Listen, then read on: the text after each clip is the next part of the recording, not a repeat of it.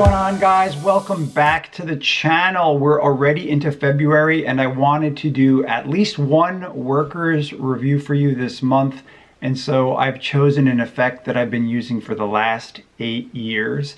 And this is on a short list of impromptu card effects that I like using. And it comes from a magician from Madrid, Spain. And that is Miguel Angel, a very famous Spanish magician who's extremely well known for his coin magic, although this is a card effect. And the reason I really like it is because it's completely impromptu. You end completely clean. It's super easy to perform, very strong, looks impossible. And you could use any deck of cards that somebody just hands you to do this, because I've had the experience where you get handed a deck of cards that doesn't even have a border. And if you have that experience, you realize that there's a lot of card magic that you cannot perform with a borderless deck, because it does rely on the border, especially when you have like reverse cards and stuff like that. So the effect in question is Miguel Angel Ajea's effect called La Diferente Entre Todos, or what that really means is the different one among all of them. Now, when I learned the effect like 8 years ago, it was only taught in Spanish, although now you can learn it in English, and you can learn this on the subscription service called Enfilo, which you can find on Grupo Caps. I think that the subscription now is like $80 a year. It's either like $15 or $18 a month, but if you get like the yearly subscription, if you pay for like a year, you'll get a year subscription where you get access to everything that's on that subscription service. And it is a myriad of magicians that are presenting information on there, magic from all different types of magicians. And so if you are a fan of Spanish magic, then you probably should at least check it out. I could tell you guys that my experience with the stuff that's on there, I'd say that like at least half of it is stuff that I have used. And this one routine I keep going back to again and again. As I mentioned, there's no difficult sleight of hand. It's actually extremely easy. The instructional video that you're going to watch, it's about 10 minutes in length, together with the performance and the explanation.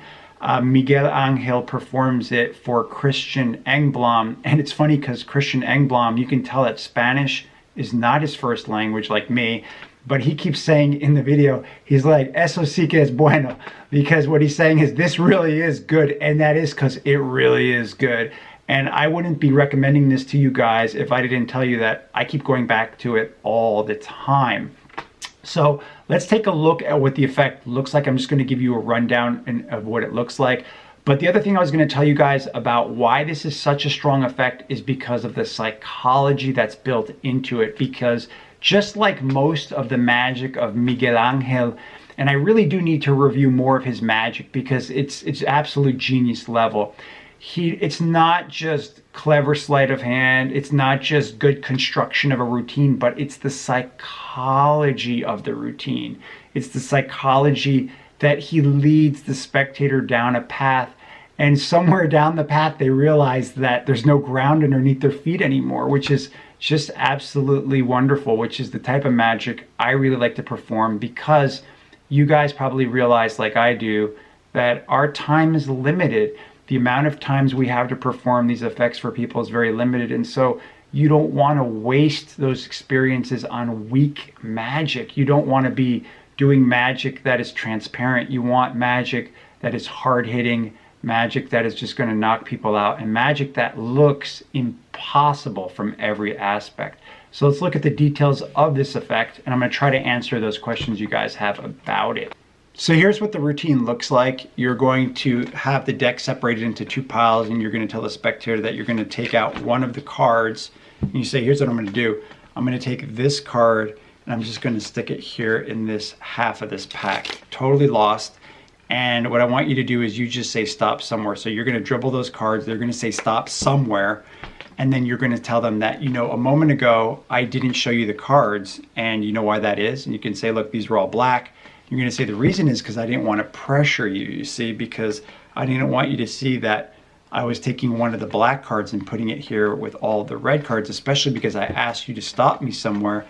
And amazingly, you stopped me on the only black card, the one that I took and put in there, which is crazy. Now, the spectator is going to be reacting in a really strong way, and then you're going to tell them, you know, we should probably repeat it, because if we don't, that would be sad. And then you repeat it again. You take a card out, you put it in this half, except this time you shuffle the half, and this time you let them openly select whatever one they want. They can change their mind.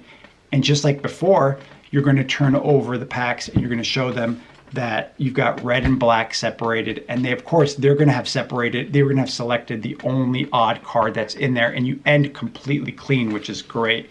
And as I mentioned, no difficult sleight of hand, and that second phase is an absolute killer, because they are watching you like a hawk, and yet they still selected the only odd card, which is the different one among all of them, right? Which is why it's called that. So in summary, you guys could see what the effect looked like. I didn't want to expose any of the actual mechanics of the routine, but you got a good sense of what it was. And as I mentioned, this is completely impromptu. You could perform it anytime, anywhere. There's no gaffes or gimmicks. There's no difficult moves. And it is the pure psychology that's built into it, which will totally devastate your spectator, because the first phase will just catch them off balance. They'll just be surprised. And then the second phase, where they're really going to be trying to catch you out, will be utterly impossible for them to like backtrack. They won't have any idea how that was possible, and it will just leave them wanting to see more. This is the type of magic that I recommend to you guys, which is why I'm making this video for you. As usual, if you have any questions or comments about this, feel free to leave them below. And based on the interest that I see, I may be doing another review on the other works of Miguel Angel even sooner than later, if I see that there's a lot of interest in this.